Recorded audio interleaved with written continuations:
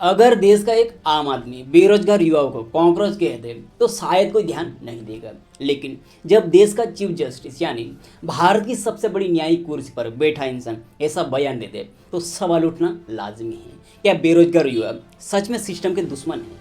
क्या RTI activist, social media पर सवाल पूछने वाले लोग देश पर हमला कर रहे हैं, या फिर ये वही लोग हैं जो नौकरी न मिलने के बाद भी सिस्टम से जवाब मांग रहे हैं? आज की वीडियो में हम बात करने वाले हैं चीफ जस्टिस सूर्यकांत के उस बयान की जिसने पूरे देश में बहस छेड़ दी। और सबसे बड़ा सवाल यह है, क्या इतने बड़े पद पर बैठकर के ऐसी भाषा शोभा देती है? हाल ही में सुप्रीम कोर्ट की सुनवाई के दौरान चीफ जस्टिस सूर्यकांत ने एक टिप्पणी की जिसमें उन्होंने कहा कि कुछ बेरोजगार युवा कॉकरोच जैसे होते हैं जिन्हें रोजगार नहीं मिलता, फिर वे media, social media, RTI activist बन जाते हैं और सब पर हमला करने लगते हैं। लेकिन मेरा उनसे यह कहना है कि देश में करोड़ों युवा पहले से ही बेरोजगारी से परेशान हैं, ऊपर से उन्हें कॉकरोच कहना, क्या यह सही है? बाद में सीजीआई सूर्यकांत ने सफाई दी कि उनकी बातों को गलत तरीके से पेश किया गया और उनका इशारा पूरे बेरोजगार युवाओं की तरफ नहीं था बल्कि फेक डिग्री होल्डर की तरफ था। लेकिन सवाल यह खत्म नहीं होता, क्योंकि जब देश के सबसे बड़े पदों पर बैठे लोग बोलते हैं तो सिर्फ शब्द नहीं निकलते, उन शब्दों का असर निकलता है। सवाल सिर्फ बयान का नहीं है। देखिए, भारत आज दुनिया के सबसे युवा देशों में से एक है। यहाँ करोड़ों युवा नौकरी की तलाश में हैं। कोई यूपीएससी की तैयारी कर रहे हैं, कोई नीट की तैयारी कर रहा है, कोई एसएससी, कोई रेलवे। कई युवा सालों तक मेहनत करते हैं लेकिन उन्हें नौकरी नहीं मिलती है। कई एग्जाम्स में पेपर लीक हो जाते हैं, NEET paper leak, SSC paper leak, भर्ती परीक्षाओं में गड़बड़ी, कई रिक्रूटमेंट सालों तक अटके रहती है। अब सोचिए, ऐसे माहौल में अगर युवा सवाल पूछे, आरटीआई लगाए, सोशल मीडिया पर आवाज़ उठाए, तो क्या वो सिस्टम में हमला है? तो क्या वो सिस्टम पर हमला है या लोकतंत्र का हिस्सा है? लेकिन जहाँ जरूरी है बोलना, जहाँ समस्या है, वहाँ माइलोट चुप क्यों हो जाते हैं? देश में करोड़ों युवा बेरोजगारी से लड़ रहे हैं। कोई सालों से एग्जाम की तैयारी कर रहा है, कोई पेपर लीक से टूट चुका है, कोई नौकरी न मिलने की वजह से डिप्रेशन में चले गए हैं। लेकिन जब ये सवाल पूछते हैं तो उन्हें कॉकरोच कहा जाता है। नीट पेपर लीक हो जाता है, एसएससी पेपर लीक हो जाता है, लेकिन माइलोट वहाँ चुप क्यों हो जाते हैं? चुनाव में 1000 करोड़ रुपए खर्च होते हैं, वो पैसा आता कहाँ से? माइलोट वहाँ भी चुप रहते हैं। कैमरे के सामने रिश्वत लेने के आरोप लगते हैं, फिर भी वो लोग मुख्यमंत्री बन जाते हैं, माइलोट वहाँ भी चुप है।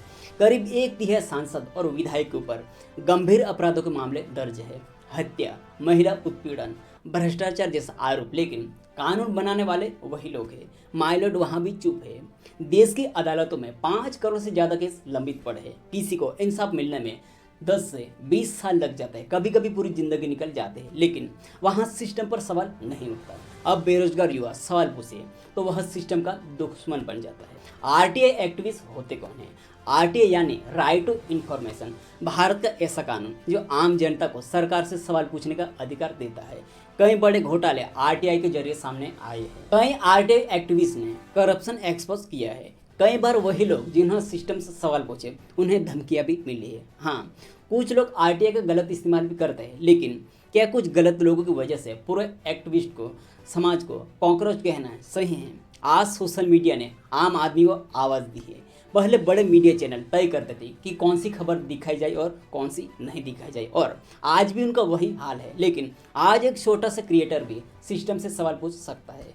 हाँ, सोशल मीडिया पर फेक न्यूज़ भी एक टॉक्सिसिटी, लेकिन यही सोशल मीडिया कई बार सच्चाई सामने लाता है। कई स्कैम्स, कई भ्रष्टाचार, कई अन्य सोशल मीडिया के जरिए ही वायरल हुए हैं, और शायद यही वजह है कि आज सवाल पूछने वालों से कुछ लोगों को दिक्कत होने लगी है।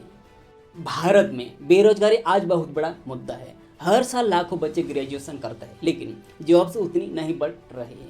प्राइवेट सेक्टर में कंपटीशन बहुत ज़्यादा है, सरकारी नौकरियां बहुत कम हैं और एग्जाम्स में डिले अलग। युवा फ्रस्ट्रेट है, कंफ्यूज है, थके हुए हैं। लेकिन सवाल यह है, क्या फ्रस्ट्रेशन की वजह समझने की जगह उन्हें पैरासाइट या कॉकरोच कहना समाधान है क्या? देश का युवा आज मोटिवेशन नहीं, सम्मान मांग रहा है, रोजगार मांग रहा है, सिस्टम से जवाब मांग रहा है। लोकतंत्र में सवाल पूछना जरूरी है। लोकतंत्र में सवाल पूछना अपराध नहीं होता। अगर जनता सवाल पूछना बंद कर देती है तो अकाउंटेबिलिटी खत्म हो जाएगी। आरटीआई एक्टिविस्ट, पत्रकार, सोशल मीडिया क्रिएटर, ये सब लोकतंत्र का हिस्सा है।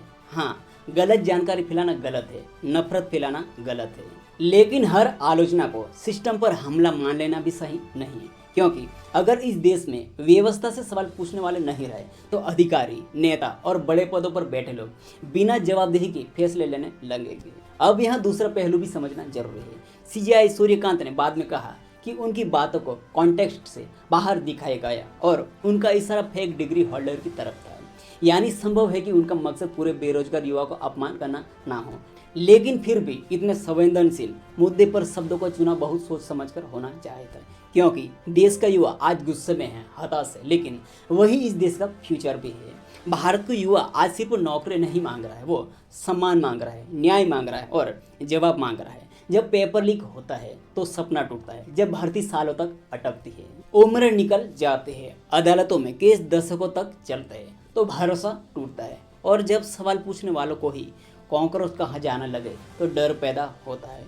लेकिन याद रखिए, लोकतंत्र में सवाल पूछना गुनाह नहीं है बल्कि जिम्मेदारी है। अब कमेंट करके बताओ कि आपको लगता है कि देश के बड़े पदों पर बैठे लोगों को अपने शब्दों की जिम्मेदारी ज़्यादा लेनी चाहिए।